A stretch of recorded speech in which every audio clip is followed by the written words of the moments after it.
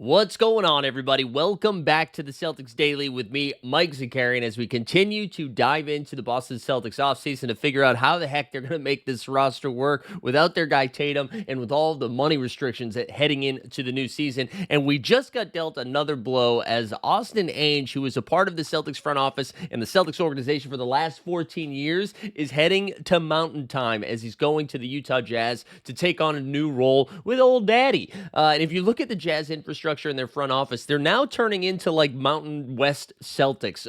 They've got Danny Ainge up top. They've got Austin Ainge now over there. And then if you remember, the assistant coach for the Celtics, Will Hardy, has been the head coach. Also has been extended. He got a fat old extension. Utah Jazz wanted to thank them for tanking his first few years as a professional head coach. But this leaves a pretty big hole in the Celtics organization.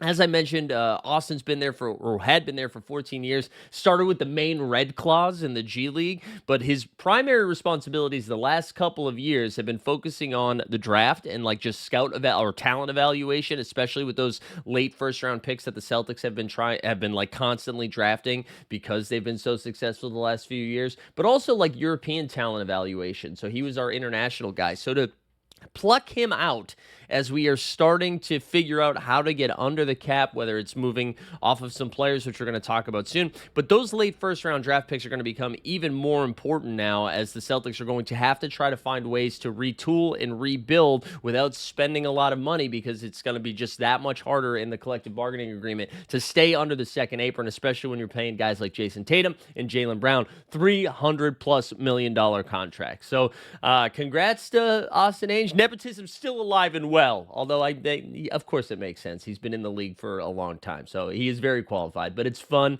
to make a Nepo baby joke. The Celtics do still have two assistant general managers in their front office. They got Dave Lewin and Mike Zakarian. But again, there's going to be a little bit more pressure on the two of those fellas, along with Brad Stevens, as they try, to figure out what the heck to do with this roster and this team.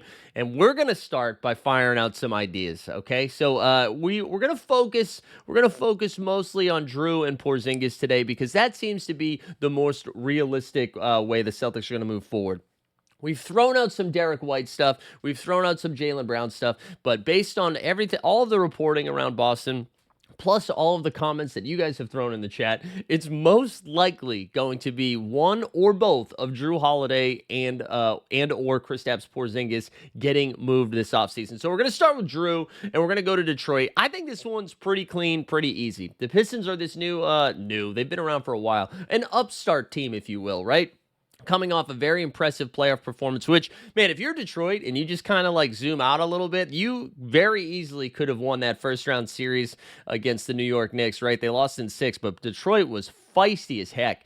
And now to see the Knicks when they went all the way to the Eastern Conference Finals, Detroit must be like, wow, we're actually that close. They've got a very interesting young core, right? They've got Cade Cunningham, made his first All-NBA. He's about to make a ton of money. They've got the young big man in Jalen Duren. They also have one of the Thompson twins, but the one you probably know a little bit less than Amin, and that's Asar Thompson. So that's their like 3 young man core. They also have Jaden Ivey, who broke his leg on a shady Cole Anthony diving play last season. But Ivey should be back and ready to go for the start of the season. So that's their core 4, if you will.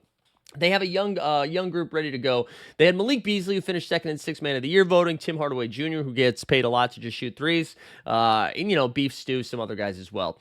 I could see Detroit making a couple of tweaks. No like big splashes. I also forgot to mention Tobias Harris, who's there. But I could see them making, a couple of strong veteran presence moves to just try to, like, shore up their team a little bit, maintain that defensive identity while still, the ball being in Cade's hands most of the time.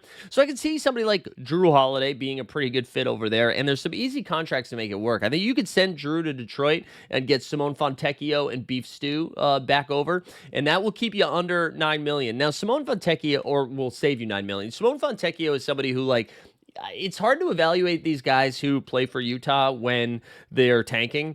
Because like all of a sudden he's playing like 35 minutes a game and he was absolutely cooking, right? And that got him paid, got him to Detroit. And then with Detroit, he was like, he had some moments, but for the most part fell out of the rotation, was just like he was not in the playoff rotation really at all. I do think Fontecchio has a little bit of game, but whatever. It doesn't matter because this deal is not necessarily happening so we can get the Italian stallion Simone Fontecchio.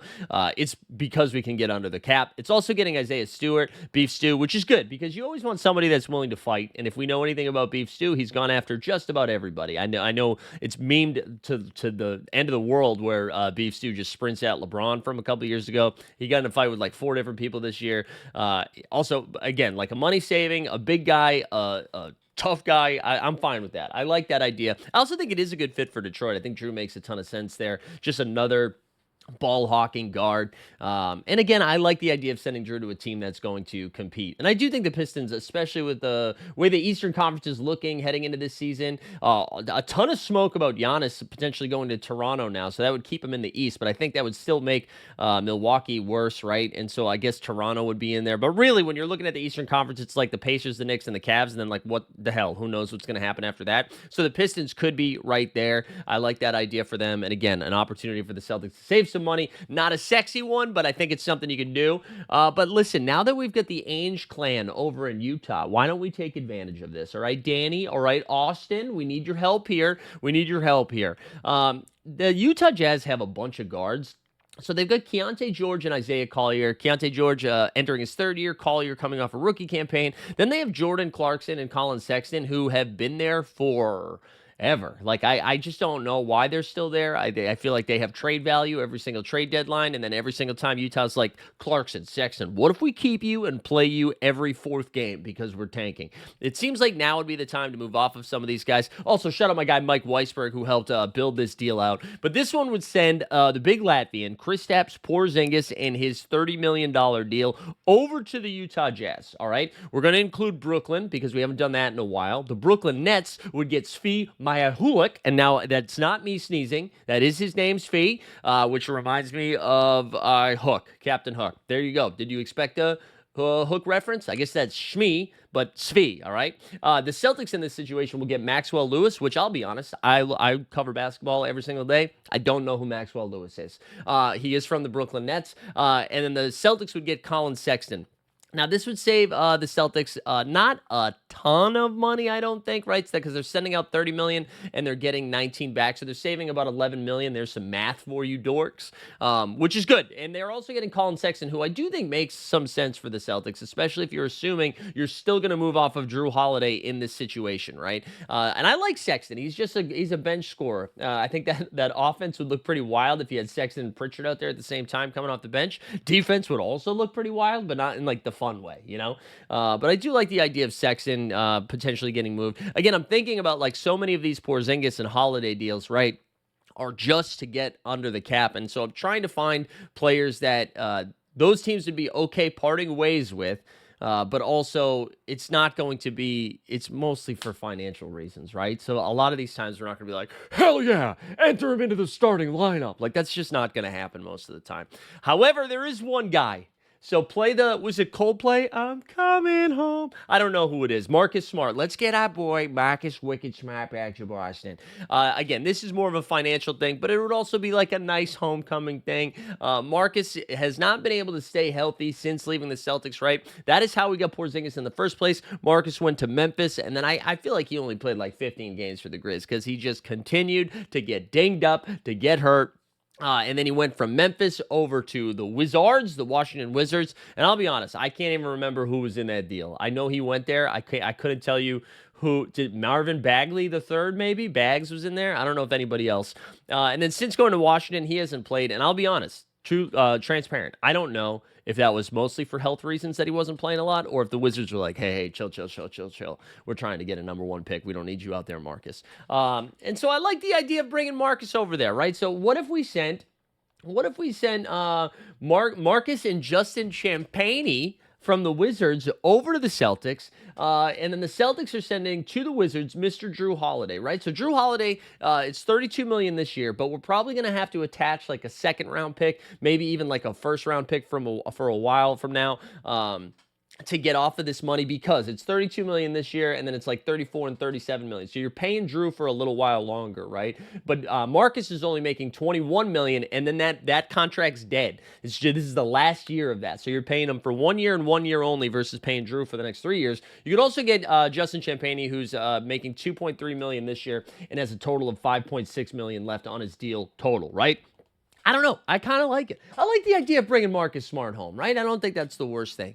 I think that would be like a nice storyline, especially if this is a year where we're like competitive, but not really finals competitive. Also, one other thing, too, I wanted to mention. I saw a lot of these comments in the chat in our most recent videos. And I'm curious how most people feel about this, but I was getting the sense that a lot of people feel like the Tatum Jaylen Brown window has closed for good. And I think that's a little dramatic. And I know it's hard to kind of see the forest through the trees. Is that the saying? Is that something that people say?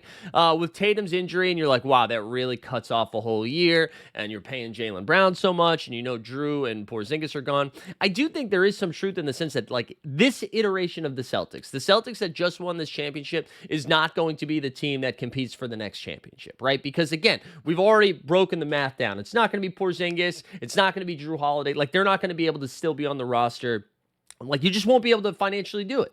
But I don't think every other organization is faced with the same financial struggles, right? It's not like we have our own collective bargaining agreement and the Celtics are hamstrung. Everybody's got this. And I know people will point at Jaylen Brown's contract, but everyone is going to have to deal with that as well. Like their own Jaylen Brown, the Oklahoma City Thunder, who are on the verge of winning the NBA Finals, spoiler alert, Thunder in 5. But J-Dub is a similar player of Jaylen Brown, where I think he's got like, and I'd take Jaylen Brown over Jalen Williams, but I think J-Dub has that upside of being multi-All-Star, multi-time All-Star. He's just made All-NBA, right? I think he made third-team All-NBA, made an All-Defensive team. He's going to get a big old paycheck. Like he's going to get a max deal, and then everyone's going to be having the same conversations about him that you have about Jaylen Brown of being like, that's not a max deal, he's overpaid. And I get it, but it's going to happen. And every team, like you see the Knicks, although Brunson decided he didn't want to make that much money, but every single team is going to be dealing with that. Halliburton will get a max. Siakam got extended in that way. Every team is going to be dealing with paying two guys a max. So that rant to say, I do think when Tatum comes back, if Jaylen Brown is still there, you immediately have two top 20 guys, with one of them being a top 5 guy, assuming that Tatum can come back to where he was. So I don't think this is like, we got to blow it up and start over. I don't think that's where it is. And I think, again, the benefit of being in the Eastern Conference, like what team are you scared of 2 or 3 years from now? It's the Cavs are going to be in the same financial hell. Orlando is an interesting team because they're not paying Paolo and Franz a ton of, well, they will start to next year, but they still don't have like the infrastructure or the guard play that you're scared of. Detroit, like we were talking about, it looks like they've got a big future ahead of them, but we have to wait and see. The Bucks, RIP, right? You know what I'm saying? So like when they come back, there's no doubt in my mind that the Celtics will be ready to go to compete. I mean, some of you were already saying that they still have a shot to compete this year without Tatum. That right there is painting the picture of the Eastern Conference. So I don't think it's all doom and gloom. I think it's definitely a quick rebuild year, and I think they just got to figure out their books. And once we're not worried about like, oh, we're going to get out of the second apron, once we're done with that conversation, you can focus on retooling the roster so it's ready to go when Tatum's Achilles back intact. So I've also been listening to a lot of people talk about Tatum's recovery and saying that his game might change for the better, where he's like focusing more on just being a big body man and just kind of getting down low and using the post a little bit more instead of dancing and chucking threes, which I'm not saying it was like a blessing in disguise that he tore his Achilles, because I'm not going to push that on anybody, but I thought that was an interesting take. Hadn't really thought too much about that, but I've rambled now for long enough. Appreciate y'all being here. If this is your first time checking out the Celtics Daily, do me a favor, hit the subscribe button before you get on out. Also, knock down that little notification bell so you know the next time we're dropping that sweet Celtics content. But spoiler alert, it's going to be tomorrow because it's called Celtics Daily. We do this every day.